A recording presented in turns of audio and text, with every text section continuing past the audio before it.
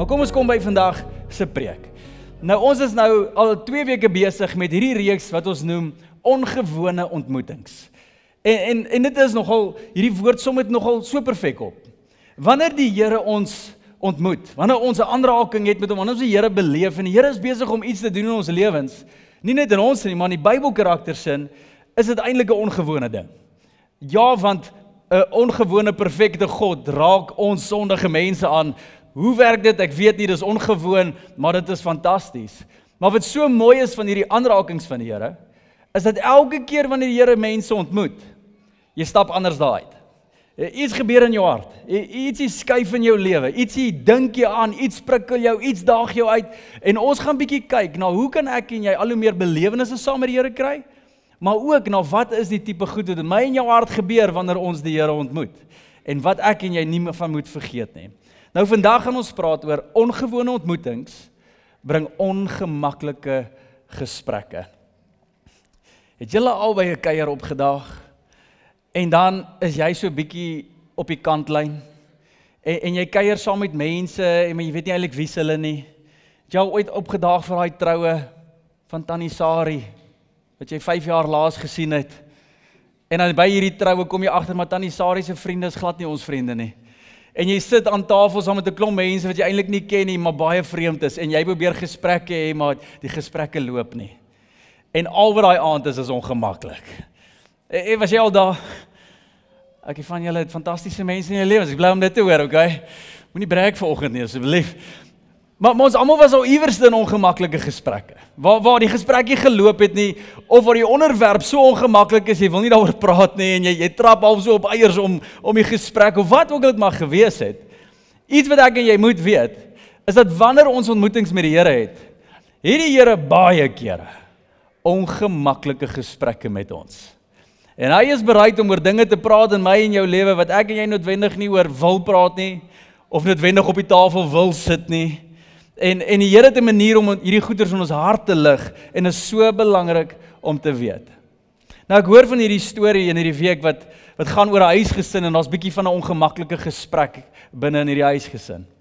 Dis 'n klomp jong kinders, 13 jaar oud omtrent, wat met hulle pa gaan praat, en sê, maar pa, luister hier, ons is nou 13 jaar oud, en ons wil graag hierdie fliek kyk, wat PG-13 is.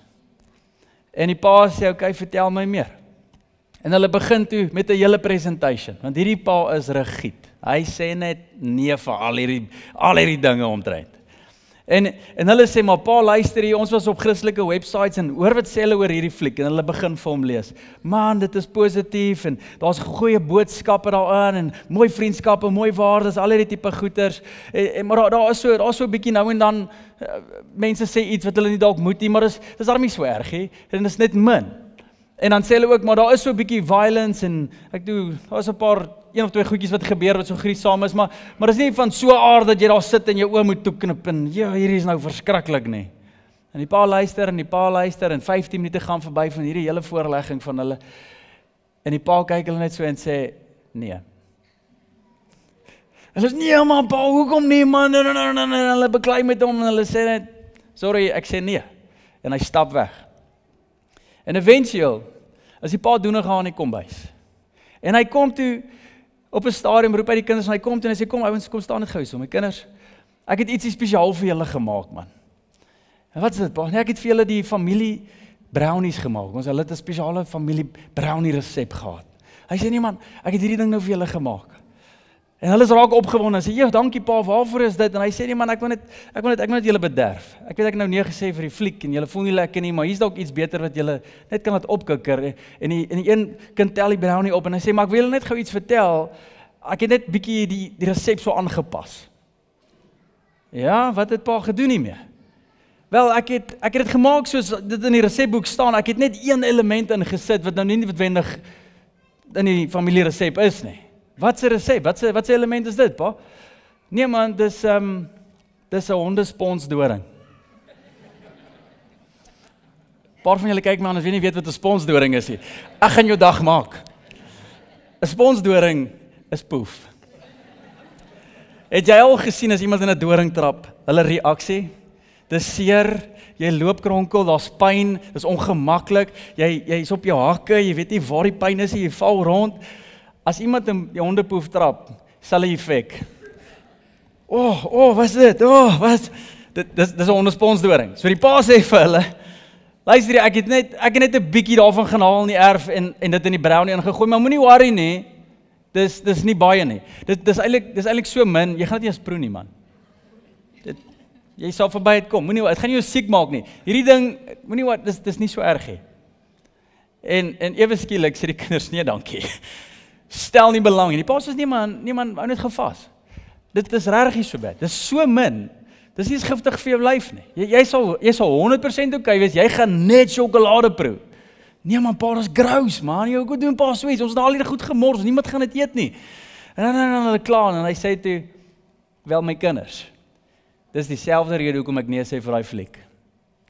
Daar's dalk nie so baie goed in daai storie wat jy sal sê is nie goed vir jou nie, maar daar's 'n klein bietjie sponsdoring daarin. En daai klein bietjie sleg sal die wêreld vir jou sê, ag man, dis nie so erg nie. Ag man, dit gaan jou niks maak nie. Ag man, geniet net hierdie enetjie. Geniet net daai, gaan net aan. En iets wat ons moet besef, is dat wanneer dit kom by die Here, is die klein goed vir hom groot. En daar's so 'n sin ding wat ek op my kantoor het, so op 'n fotobeeld wat net so roteer. En hier woorde is, en is iets wat Greta Wit laas gesê, toe sy kom kyk dit 'n paar dae terug, en sy het gesê, sy praat oor ouerskap spesifiek, en sy sê, to them, the little things are the big things. En dit is so ouers, né? Jou kind, ja, hulle love die groot goed, en die geskenke, en die vakansies, en al die goeders is so lekker, maar daai oomblikke, wanneer jy op vakansie is, en jy doen net iets klein saam met hulle, bly langer by hulle as die plekke wat jy gaan besoek, né? Daai aande waar jy groot dinge beplan, maar dan begin jy net giggel oor iets stupids, en daai giggel bly by hulle.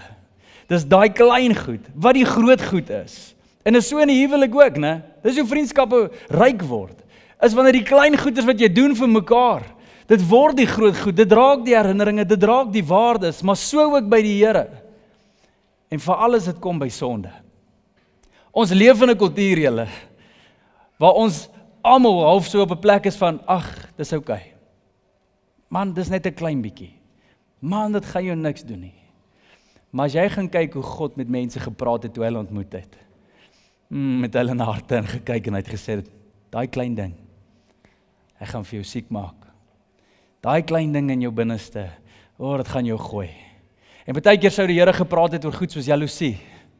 Dis 'n klein ding. Jy weet, dis nie moord nie. Dis nie, ek twyfel of enigiemand dalk hierso sit vanoggend en dink, joh, ek kan nie wag vir môreoggend nie, want dan gaan ek daai appelsal beroof. My magtig, ons gaan nou lekker leef. Ek weet nie of as ek mense vandag is, dalk, ek weet nie, maar ek twyfel.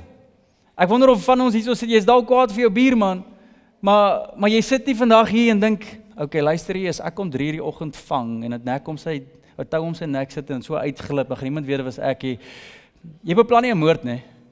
Ek twyfel of van ons hier daar sal sit.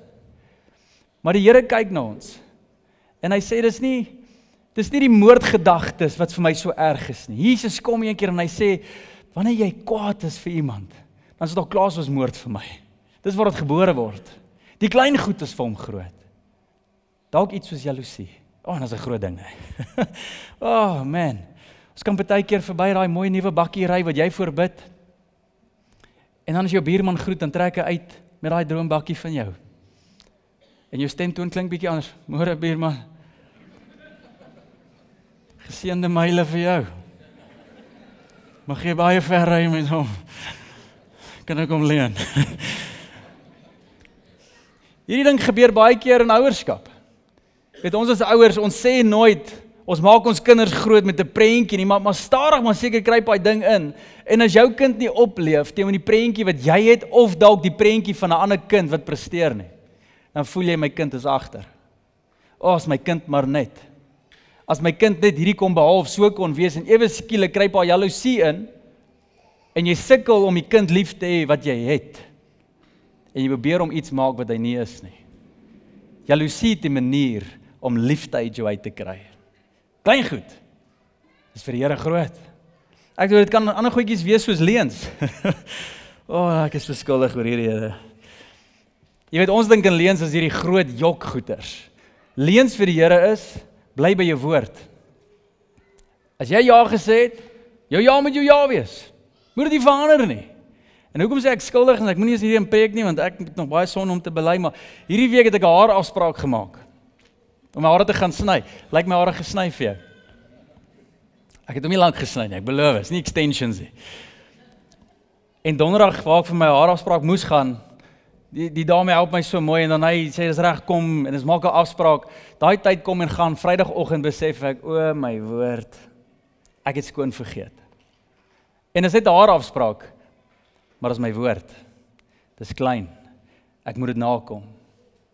Wat van daai rekening wat nog uitstaan is, wat jy nog moet betaal? Jy het gesê jy gaan, maar jy het nog nie. Dis klein. Ag man, ek sal hom betaal. Dis vir die Here groot. Doen dit. Hou op jok. Hier's 'n erger ene. Ja man, ons gaan kuier. Ons gaan braai. Hoe baie keer gebeur daai braai? Christene, hey, man, ek gaan vir jou bid hier, ek hoor jy gaan hier dit ek gaan vir jou bid. Bid jy vir hom? Moet dit nie net sê nie. Ons moet ophou jok, want vir die Here is daai klein ding 'n massiewe ding. En ons gaan verby hierdie goed asof ons maak asof dit aanvaarbare sondes is. Maar daar's een spesifieke een wat ek vandag eintlik op my hart het om oor te praat, en hier is alles nou nog hierdie intro, so hier gaan ons, julle. Wat van daai aanvaarbare sonde, daai klein ding van kla? Okay, preek klaar, daar's hy. Julle, ons is so goed hiermee. Kla is een van daai goed, wat dalk so klein is, want dis hierdie onregverdigheid van mense, dis die sonde in hierdie wêreld, dis die dinge wat verkeerd is, dis hierdie persoon se rede, hierdie goed val uit mekaar uit, want hierdie mense, hierdie dinge, en is nie reg nie, en ons moet dit beter doen, en uitnemendheid is goed vir die Here, en dit, en daai. En dan voor ons uitvee, ons hoe uitvee, sit die mense, wat bely God is die Here, en God is in beheer, en God sal ons lei, en sy Gees is in ons, en ons is vry, en die Here is goed.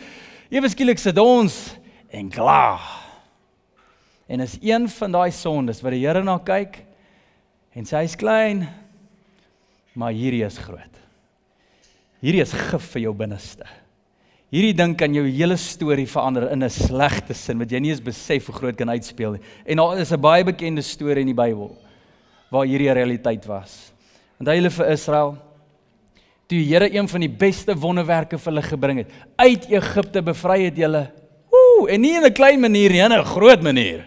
Die Here het uit die hemele verkondig met sy krag en sy mag, hy het bietjie kom spog, en sê, kyk net wie is ek, skei die see, bring die 10 pla, hy maak die hardste hart in die dorp, die Farao is so hard, maak hy weer sag, en hy sê nie so harde hart is vir my challenge nie, die Here wen, hy voorsien kos uit die hemel uit, dis net amazing. En die volk van Israel, staan en beleef hierdie wonderwerke, om hulle self net 'n paar dae later te kry. En wat doen hulle? Klaar. Kom ons lees dit saam. Hulle is op pad beloofde land, die Here het hulle kom haal na 400 jaar se slawerny. In Numeri 21 vers 4 lees ons die volgende wat sê, op pad daarheen, die beloofde land, het die volk ongeduldig geword en teen God en Moses uitgevaar.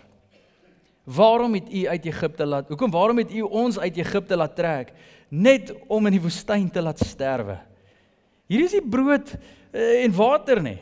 Ons is sat vir hierdie slegte kos. Klink soos my kinders. Die Here het toe giftige slange onder die volk ingestuur. Die slange het mense gepik en baie Israeliete het gesterf. Jy sal nou sien, dit was 23,000 van hulle. Toe kom die volk na Moses toe en bely.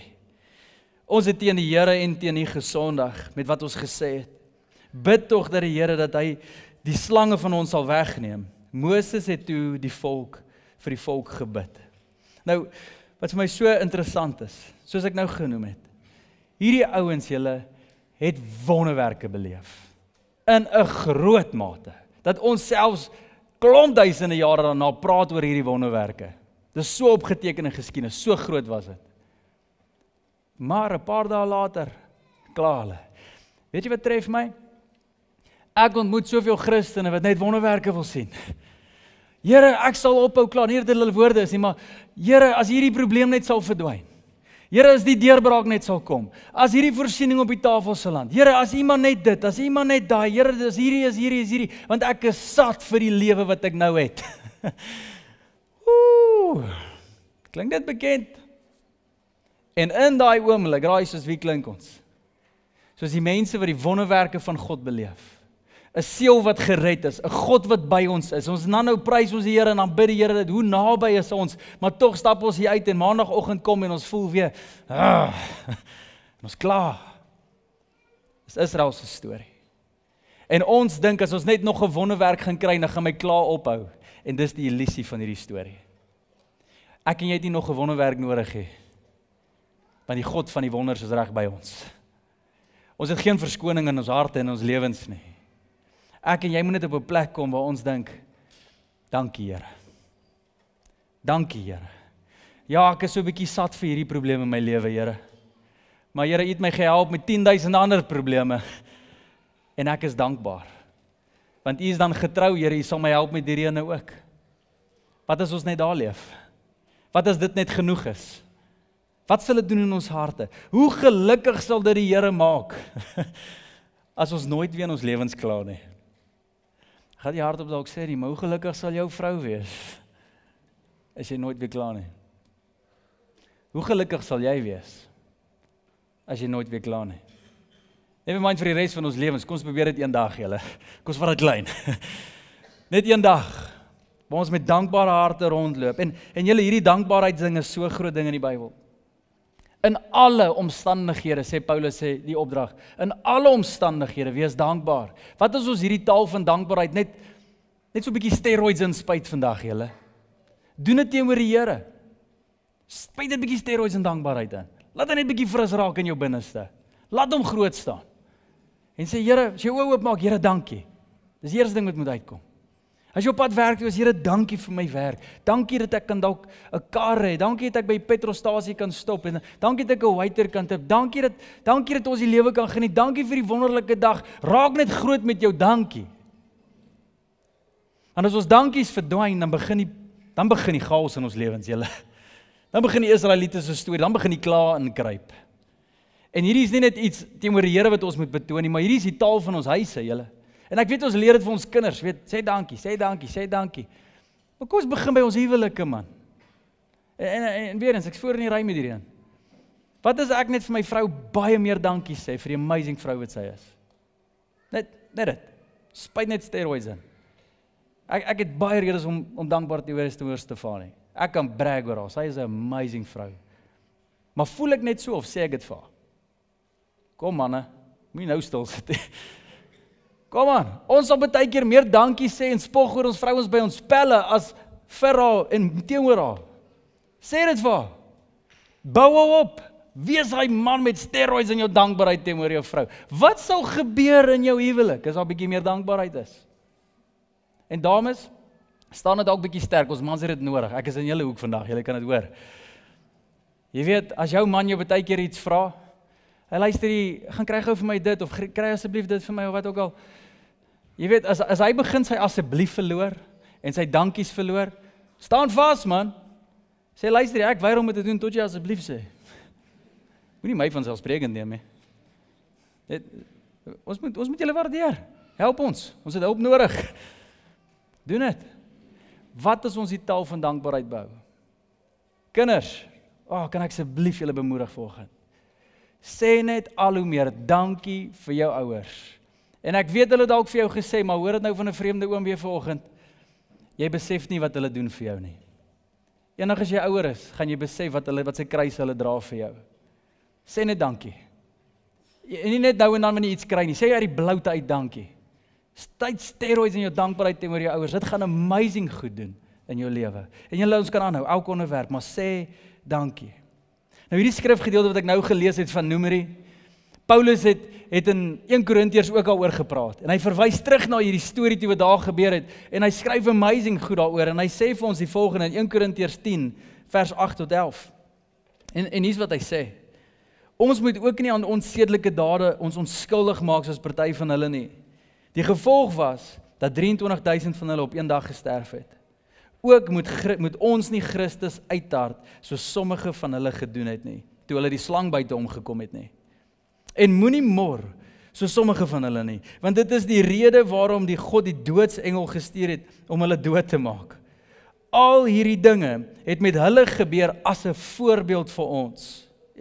As julle al ooit genade wil beleef teenoor jou, en ek dit net duidelik preek, baie mense lees aan Numeri vers en sê maar, die Here is wreed.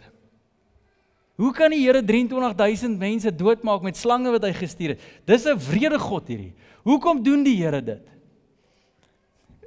Kom ek sê dit. Die Here is baie meer okay met dood as wat ons is, nommer 1. Die tweede ding is, hoe genadig is die Here? Dat hy 23,000 mense laat omkom het, sodat hy miljoene mense vir die res van die lewe kan spaar van 'n gif wat baie sterker is as 'n slangbyt, die gif van die hart. En dis wat Paulus hier sê.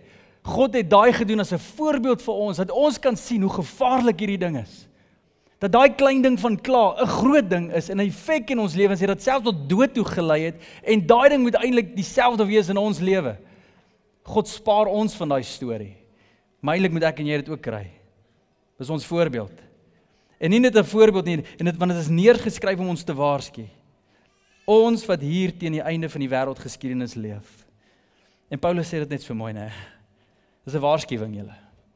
Onthou julle wat daai storie, daai kla gedoen het vir die Israeliete?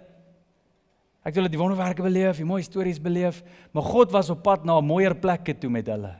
'n beloofde land in ander woorde. En julle? Dit was 'n 11-dag trippie. 11 dae.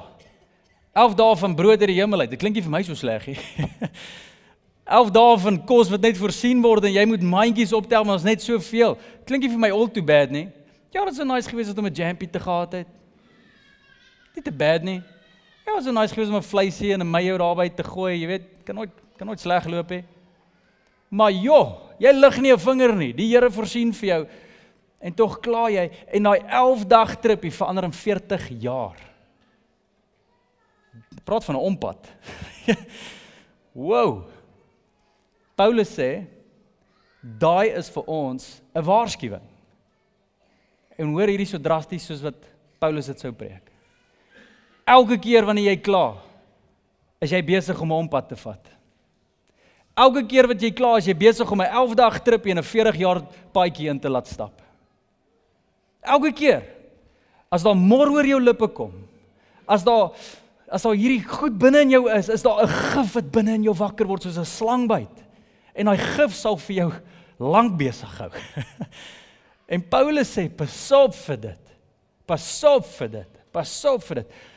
Een tool wat die Here vir ons gegee het, julle, en Petrus skryf hierdie goed in sy boek, en 1 Petrus. Hy sê, maak jou gewete weer wakker.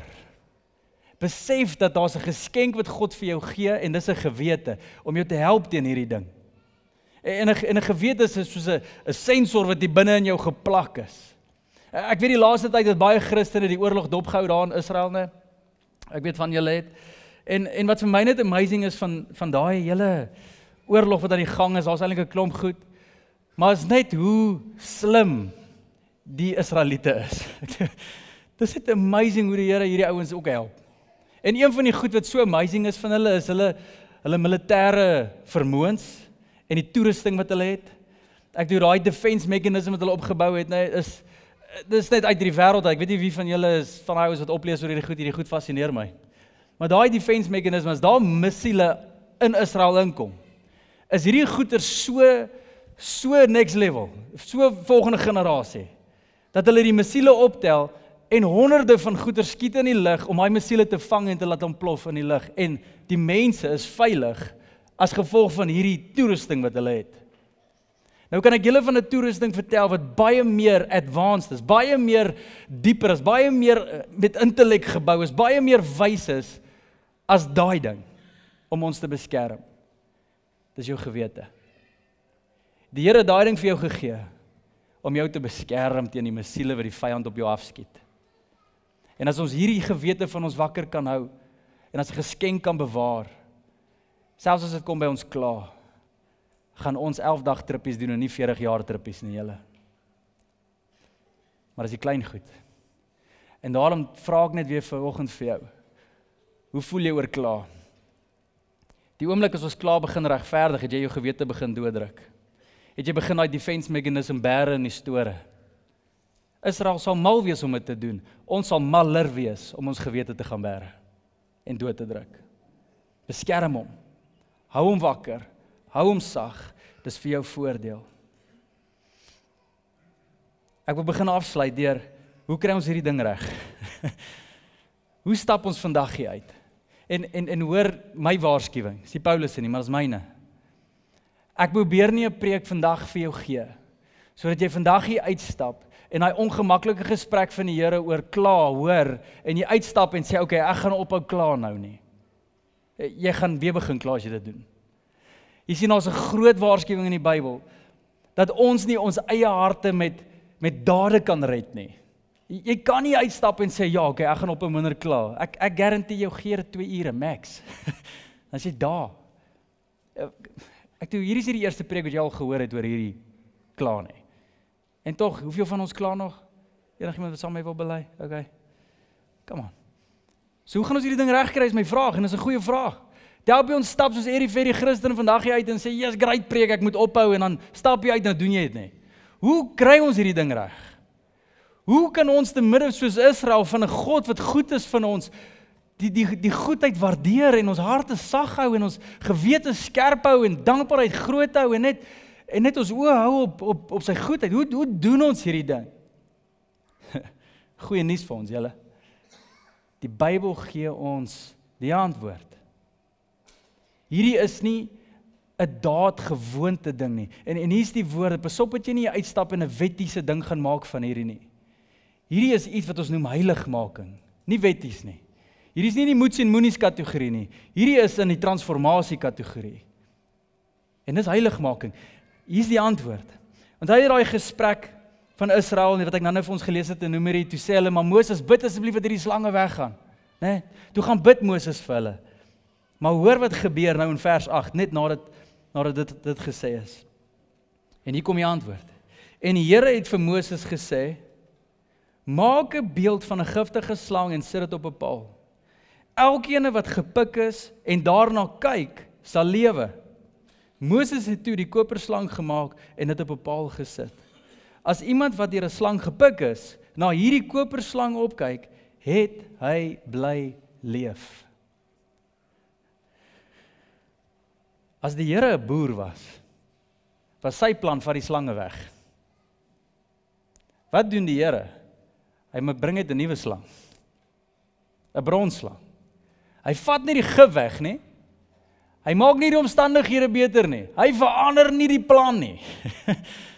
Al wat hy doen is, hy bring nog 'n slang. En hier's al 'n prentjie, as ons nou een moet inkleer van hoe Moses sou gestaan het en daar was hierdie bronslang op hierdie paal. Dis hoe dit sou gelyk het. En hulle het hom geplant en die hele volk Israel kon dit sien en die slange was in die woestyn en mense was nog gepik en is nog steeds nie lekker om gepik te word nie en jy weet daar's nou gif van jou, maar dis nog seer van die slangbyt, dis ongemaklik, maar die gif het verdwyn as hulle net gekyk het na daai slang. En hoekom sou God aan daai prentjie gedink het? Veral as die Here weet. Veral as die Here weet, Israel is so goed om afgode te bou. Hulle is goed om 'n standbeeld op te rig en hierdie ding te wil aanbid. Hoekom sal God nou vir hulle 'n standbeeld gee? Dit maak nie sin nie.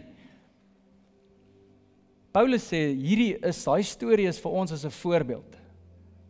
Speel daai storie 'n paar duisend jaar vorentoe. Hier's hoe dit verander, julle. Jesus het self gesê, net soos Moses die bronslang opgehou het, gaan die seun van die mens opgehou word. Wat het Jesus gesê? Hy het gesê, al oplossing vir die gif van die mense se hart, vir die kla wat heers, vir die klein dinge wat groot effek het, al oplossing, as ons na Jesus kyk en besef hoe lyk sy hart en wat hy gedoen het aan die kruis vir ons. In die oomblik as jy sien die krag van die kruis, die mooi van die kruis, die wel van die kruis, As jy die waarde van die kruis raak sien, nie die storie van kinderkerk nie, die effek van dit ken. In 'n oomblik verdwyn na gif uit jou binneste uit. In 'n oomblik word jou hart van hard na sag. Van 'n onderdrukte gewete raak weer lewendig. Van kla na dankbaar. Maar wat presies sê jy? Weet jy wat sien ons aan die kruis as ons praat in die onderwerp van vandag? Weet julle wie was al een wat waardig was en nie verkeerd sou gewees het as hy gekla het nie? Jesus. Hy's al een wat nie sonde gedoen het nie. Hy's al een wat nie afgedwaal het nie. Hy's al een wat dit reg gedoen het in die Here en tog tref die wêreldse gals hom. Hoeveel slange pik hom? En tog het hy nie een keer gekla nie. Hy hang in 'n kruis, my en jou sonde, ons gif. En hy sê, okay, wat van ek suig al die gif uit jou uit, en ek gaan dood, en ek sterf soos die 23,000, en jy bly lewe. Here, maar hoe sal jy dit doen? Here, dit maak nie sin nie. Julle, dis die evangelie. Dis die goeie nuus van Jesus, dat hy is al een wat teengif vir ons het. Hy is die teengif, hy is die slang, want hy ruil plekke met ons. So as jy vandag hier sit, gee ek jou nie 'n opdrag, stap jy uit, en gaan nou opkla nie. Jy gaan dit verkeerd kry. Ek sê vir jou, besef hoeveel jou kla gekos het. Besef hoe groot daai impak is. Dis nie klein nie. Dit het die God van die heelal op 'n kruis laat hang en doodgaan. En die oomblik as ons dit sien, julle, is ons harte sag. En as iemand om ons begin kla, en as ons versoek word om te kla, en ons onthou dit, Here, ek het nie eintlik rede nie. Here, U is net eintlik so goed vir my. Here, hier kom 'n slang en het my gepik, Here, asseblief, kruis toe. Help my, Here. En in daai, julle, is daar oorwinning. En daar is ons vry. So waar is jy vandag? Het jy dalk 'n klomp brownies geëet met sponsdoringe vir jou hart? Het jy begin sê, ag, maar hierdie is net okay. Dis nie so erg nie. En is maar deel van jou lewe, is deel van die taal, is die wêreld daar buite. Die Here is nie okay daarmee nie. En dis die ongemaklike gesprek wat hy met ons het vandag. Kom ons kyk na die kruis. Kom ons doen 'n transaksie. En moenie net wag tot môre nie. Moenie net wag vir ewig nie. Kom ons doen dit nou. So daar waar jy is, kom sluit ons oë. En net vir 'n paar sekondes, wil jy nie met jou eie woorde en jou denke, jou sonde, jou plek waar jy dit begin regverdig het, daai area waar jy jou gewete begin dooddruk het, daai area waar jy gif in jou binneste okay laat voel het, want is te min. Wil jy dit nou bring vir die Here nie? Moenie die uitnodiging mis nie. Want hierdie 11-dag trip kan in 'n 40 jaar adventure word. Gebruik hierdie oomblik nou. Kom ons bely ons sonde. En kom ons gee daai gif vir die Here.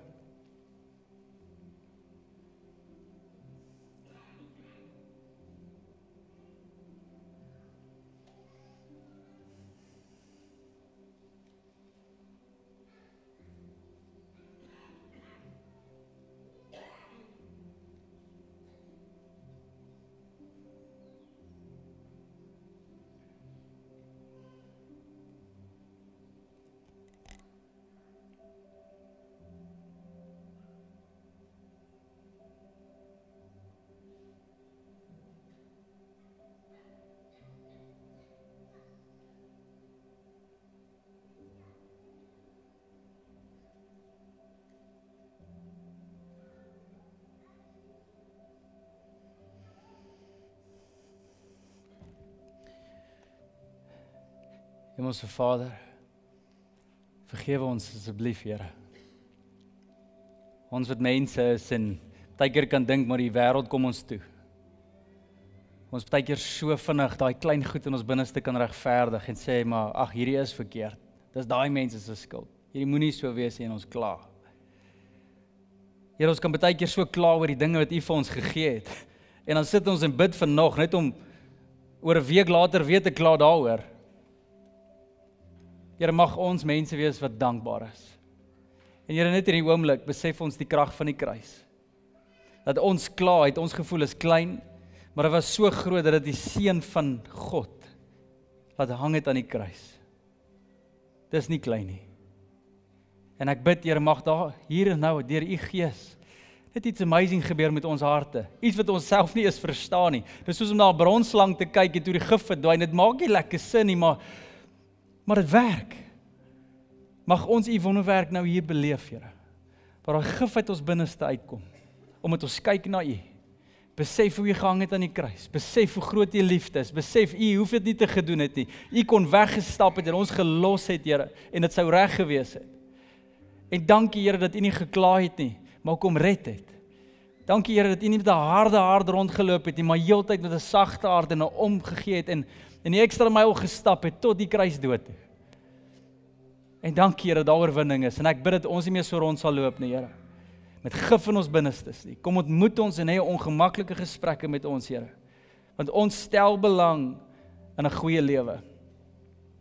En dankie, Here, dat al hierdie goed wat U vir ons sê in ongemaklike gesprekke, dit is nie daar, Here, om ons lewe boring te maak en ons kan nie meer leef nie en ons kan nie meer goed doen nie en dis nie dit nie.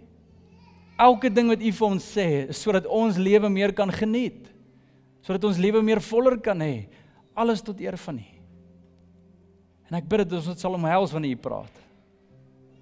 Here, dankie daarvoor. Maak ons weer sensitief, ons gewetens weer wakker, sodat ons U kan beleef en U kan volg, Here, in alle areas van ons lewens.